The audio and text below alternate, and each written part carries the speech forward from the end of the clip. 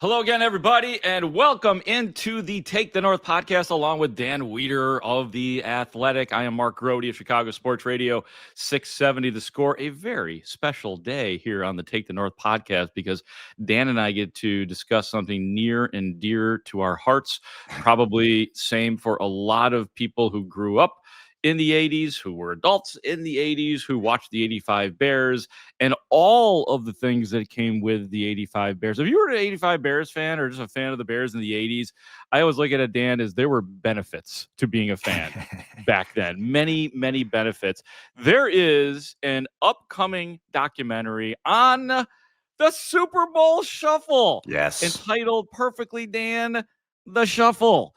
It premieres on November 25th on HBO and HBO Max, 8 p.m. Chicago time that day. The director of said documentary is Jeff Cameron of Hard Knocks. You maybe know some of his work from there and through the years at HBO. And we are very fortunate to have joining us on the Take the North podcast, the author, the director of the Super Bowl Shuffle, The Shuffle, did the documentary on it. He is Jeff Cameron. He joins us on the Take the North podcast. Hello, Jeff. Thank you so much for being with us today. Oh, it's a pleasure. Thank you, guys.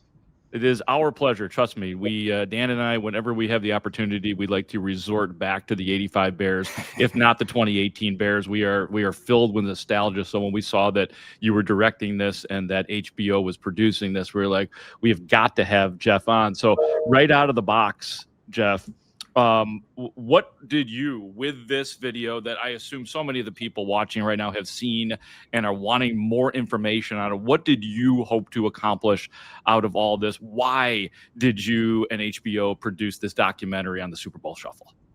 I mean, so we're, at NFL Films, we're always on the lookout for anniversaries, and with the 40th of the Shuffle coming up, and this new short documentary series we were doing, it felt like a perfect kind of marriage. And I think the biggest thing I wanted to do with the doc was two things: kind of for the people who experienced it, kind of let them relive that time, that experience, put them right back into 1985, into that just pure nostalgia, and also introduce this video to people who maybe weren't aware of it, who didn't know what happened, at a time before social media. Kind of let them experience what this was, what viral was before Twitter and YouTube. So, yeah, Jeff, Mark and I are both products of childhood with the 85 Bears. I was in third grade. Mark, were you in high school? You were on a? I would have been in junior high. I would have been, junior high. I think, in eighth grade by the time the 85 Bears and the Super Bowl Shuffle rolled out. So that's highly influential ages, really. So the nostalgic piece really speaks, right? And watching the documentary you're taking there, I'm curious if you can set the stage for our audience of how you would describe the period there, where you have this sort of collision in the world where MTV is exploding. With this football team that's got so many characters and things to tap into, and how these two worlds sort of collided. Yeah, I mean, I think first of all you have to start with the team. I think before the Bears, I think you had individual celebrities in football, right? You had your Namath, you had your OJ, you had these, Jim Brown, you had these singular celebrities. I think the 85 Bears, and you guys, would know better than me, that it was the first celebrity team, if you will. It was a collective celebrity. I think for the first time in the NFL.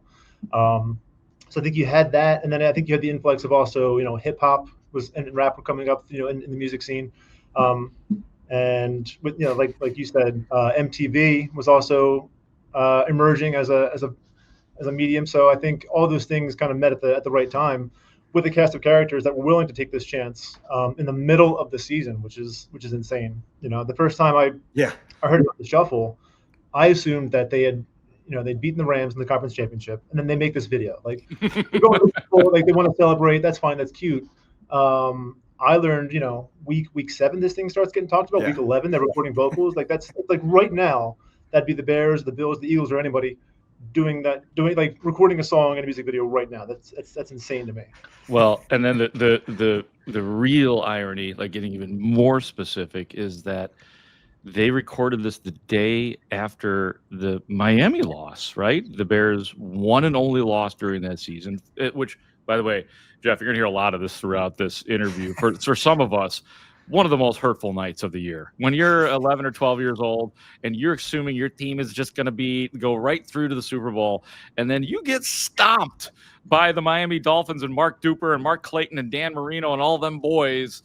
It was very hurtful, just that game. And then to now hear years later that they recorded that thing the day after, what kind of complications did that cause? And did it cause anybody who was going to be in the Super Bowl shuffle to not be in it because they were like, we just got our asses kicked?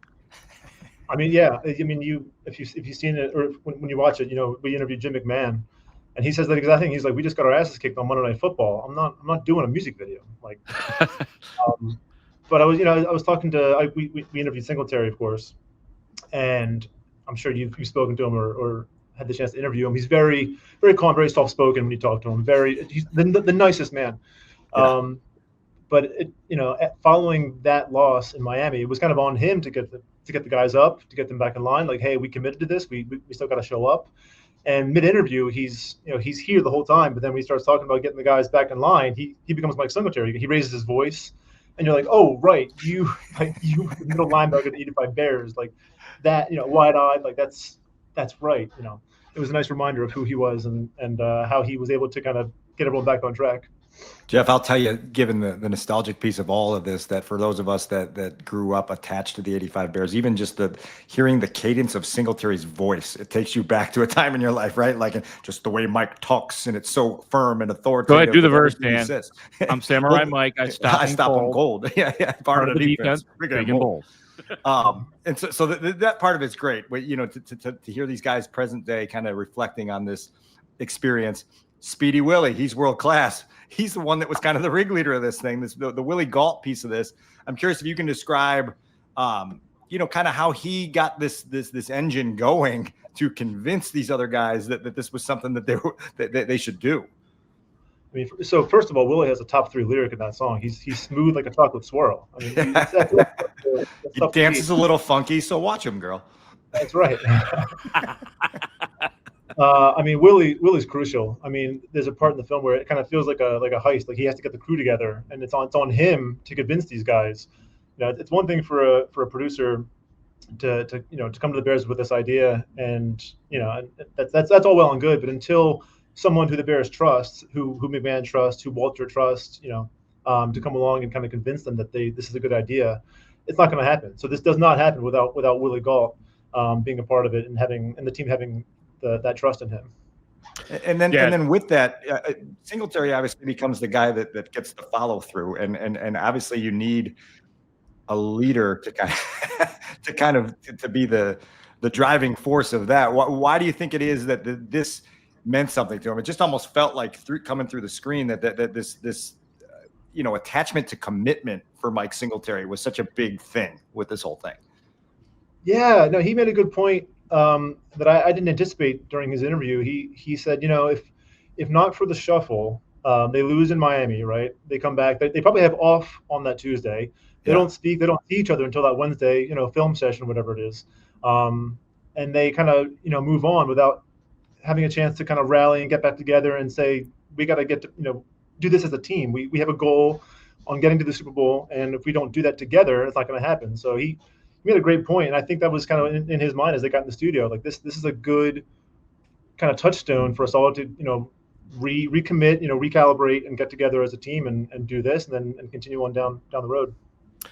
The Super Bowl shuffle, Jeff, was cocky. It was brash. It was daring. It presumed a whole hell of a lot, but also there's a charitable part to it, and if you could describe that, how deep it was and how meaningful that part was to those involved with the Super Bowl shuffle. I mean, yeah, so that was the only reason. I mean, that was a big reason, I should say, why McMahon and Singletary did it. I mean, they were Mike Singletary was not a brash person, as we know. But as soon as Willie said, we're going to give, a lot of the proceeds to charity in Chicago, to local charities, especially, that was the buy-in for Singletary. So that was really important. And ultimately, I think over $300,000 ended up being donated to the Chicago Community Trust, which was great. I'd imagine these types of pieces are fun in what you uncover when you're digging through video archives and finding footage of things that you never thought you'd see.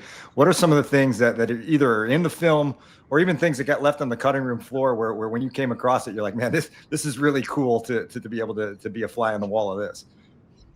So one of the coolest things about working at NFL Films is our vault, right? Our archives, and you never know what you're going to stumble upon, just by the sheer volume of things that we've shot over the last 60 years. And the week I forget what week it was, but once it became evident that the Bears were a special team that year, we sent 2 crews to Chicago, and they went to the mayor's office when he was surrounded by like the refrigerates and. There's footage in the film we have of people dancing in a dance hall to the shuffle. We shot at radio stations. We shot the giant Bears helmet being put on the line outside the museum. Like, just that footage, that access we have to that footage like that, just going around and shooting the city as it was. That experience was great. That's very cool. You're looking at the fridge on maybe a large, but no dumb cookie. Is that what it was, Dan? You missed I'm the rookie, because that's got a dumb cookie part. But otherwise, you were on it. You're on top of it, Grote. I've never been great with lyrics. It's a weakness of mine. So you obviously had a bunch of characters, and like Gary Fensick is in it, not exactly known as like a funny guy or anything, like a good personality. As we mentioned, the very serious Mike Singletary. So you had some guys who you wouldn't necessarily expect to be part of it. Do you guys do anything in this story about the guys that didn't do it, and if there was any regret from any players who did not participate in the Super Bowl shuffle? Because I'd regret it if I hadn't been a part of something that here we are 40 years later, almost 40 years later, talking about like it happened yesterday. We so it's with the nature of short doc, we kind of wanted to focus on the celebratory nature of this and the people that were excited about it. We do mention that Dan Hampton and Steve McMichael famously declined. They thought it was kind of silly, so we do mention that. But aside from that, we kind of just live in the nostalgia and people who were a part of it and were proud of it once it was all said and done. What I love is Mongo was incredibly resistant at the time to doing this, but then he joined a band called the Chicago Six after his playing career was over, and he wrote himself his own verse for the Super Bowl Shuffle, and they would sing it at concerts all around. And so even years later, he found a way to get involved in it. I think striking to me and a good reminder was that this wasn't just the guys who had singing verses in the song. The day after, when they go to shoot the music video, there's more than 24 players that are down there. Leslie Frazier, who I covered as a coach later in his life, a terrible dancer. Guys, Calvin Thomas, I think, playing the saxophone. There are so many different players who were just background to this whole thing, agreed to be involved in that. What struck you about that? Especially, again, when we talk about the day after a road primetime loss, getting up and getting yourself to a hotel to be a background dancer in a Super Bowl song. It's crazy to see the volume of players that were involved. Yeah, and they all showed up. One of the best parts of the film is Leslie Frazier. I think you hit it. He and this is straight out of Singletary's mouth. He was the worst dancer. He could not dance. So the behind the scenes footage of Mike Singletary, A, making fun of Leslie Frazier, and B, trying to get him to move in a way that resembles dancing is fantastic. That's hilarious. That's so fun. I don't know that I would have necessarily thought that Mike Singletary would be a good dancer, but here we are, and it's that clap and move back and forth. You can teach that stuff. You can choreograph that. Why do you think, Jeff? And we touched on it a little bit in the beginning about how this would be considered a viral phenomenon back then when things were vastly different. For you youngsters listening, there was no social media. Hell, we didn't even have these little phones in our hands back then. It was crazy. It was every man for themselves. We all had to live a certain way. But why do you think it became such a phenomenon? Like, this wasn't just a one-day thing, like ha fun. No, it was every day. And like I said, here we are talking about it. I think it was just a convergence of those things we talked about earlier. I think you had the rise of MTV, being prevalent in people's homes, being able to watch music videos at home. I think you had kind of the celebrity of the team, especially like that fridge mania that was happening. He was part of it. I think that tapped into that as well. And as Singletary says in the film, just the success of the Bears, as the better they did, the more popular and more people tuned in to MTV to see that video. So I think it was just a perfect kind of storm of things that propelled that into viral status. I did want to ask you about Dick Meyer, who's kind of the visionary of this whole thing. What do you think it was about Dick that allowed this to come to life? What was his impact in sort of combining these two things and being the driving force of this? Yeah, I mean, we talked to his wife, obviously, and it sounded like he was just a very creative person. He was an advertising executive who kind of in Chicago, who saw the celebrity status of the Bears, them doing all these commercials and promotions, and I think he saw an opportunity, and which, by the way, to pivot from advertising into like music video production, I think is kind of remarkable. Yeah. So he certainly deserves a lot of credit for tapping into the celebrity of the Bears at the time.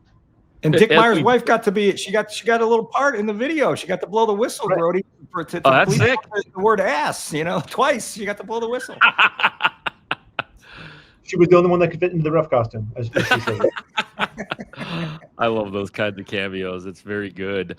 As we do get closer to this, the shuffle, as we talked to Jeff Cameron, who is the director of this documentary, to be coming out again November 25th, 8 p.m. Chicago time. It will live forever on HBO Max as well. What else do you think? What else can you reveal without giving too much away that you'd like our audience to know, who's going to be really like you said? People are going to be wanting to watch this that never saw it, that are 30, 40 years younger than Dan and I, and then people like Dan and I will be watching it with heavy expectation as well. What else do you want to get a reveal, I suppose, before the premiere hits on Tuesday? Well, I'll answer your question with a question. Do you guys know that there was a Patriots response music video to the shuffle? Honestly, I did not until watching the screener. Yeah, I did not know this, and I fancy myself as a Bears historian, so I'm going to take one merit away from my Bears historianness. Do tell, Jeff. Say more. That was the thing that struck me, is the audacity of the Patriots. Once they win their conference championship and they're on their way to New Orleans, they make their own music video, and there's a good part in the film where I show that to the players. And they hadn't seen it either, and they didn't know about it at the time either. That's a nice reveal for fans who may not know that the Patriots actually tried to one up the Bears, or at least match them. Will there be a documentary on that? Maybe we'll do that here in Chicago. Maybe Dan and I will direct that, and then we'll talk about 46-10 and Reggie Phillips's pick 6 in Super Bowl 20. Maybe we'll do that, Dan. What do you think? Super Bowl 20 was a marvelous day here in Chicago. We all remember it quite fondly. The anti-Super Bowl shuffle from the Patriots. Jeff, we've got a little something here on Take the North called the Cold Tub Time Machine. And so it's when things get a little bleak for the present day Bears, we just get in the time machine and go back to times that were better. 85 is a frequent stop, as is 2018 on a more recent level. And so this was a lot of fun to get in that Cold Tub Time Machine and go back to the days of the shuffle. We owned the 45 and the video at my house as a child. So I remember going down in the basement of my parents' house and getting their record player out and throwing that 45 on there and trying to memorize every verse, which I think we could probably do the whole thing right here, but we wouldn't bore you with that. Well, thanks, Jeff. Just a little bit more on you, Jeff. Like, where did you grow up? What team did you root for? What did the 80? I mean, I know that you got a job and you're a professional and you're a director and all that kind of stuff, but what is your vantage point on the 85 Bears? So I'm actually from South Jersey, just outside of Philadelphia. So I was born an Eagles fan. Still I'm an Eagles fan.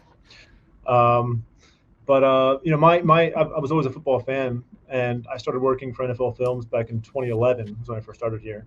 And you don't work here very long without hearing about the Super Bowl Shuffle, right? Like that, anytime it's just so intertwined with the 85 Bears, that song. So, like I said, but the first time you hear about it, you just assume that they did it with some certainty that they were at least going to go. And then once you find out when they did it in the middle of the season, that's when it became outrageous.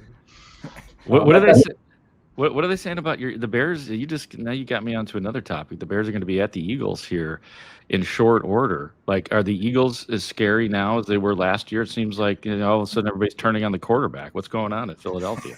Well, the defense is at least fun to watch still. Yeah.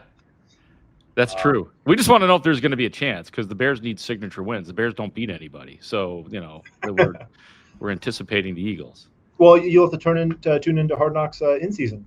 That the NFC East this year, so that'll be covered on the show. Good call. That's terrific. And then Vic Fangio, a Chicago and a Philadelphia staple. So I hope Vic gets some roles in Hard Knocks, because he's made for the camera in a very unique way, I think.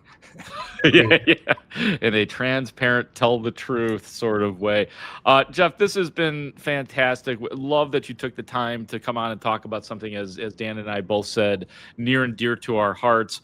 Again, Jeff Cameron, he is the director of the upcoming documentary called The Shuffle, all about the Super Bowl Shuffle from 1985, November 25th. 8 p.m. Chicago time. It will come out and, like I said, live forever on HBO Max. Jeff, thank you so much for taking the time to come on with us. We certainly appreciate it, and I guarantee you we will be watching the doc right when it comes out. It was fun. Thank you, guys. Thank you so much. Jeff. That is, again, Jeff Cameron, of the director of the upcoming documentary called The Shuffle. That's going to do it for us today on Take the North. Thank you so much to everybody for listening. For Dan Wiederer of The Athletic, for Adam Stadzinski, our executive producer, I am Mark Grote, saying thank you so much for watching and listening to the Take the North podcast. Great talk. See you out there.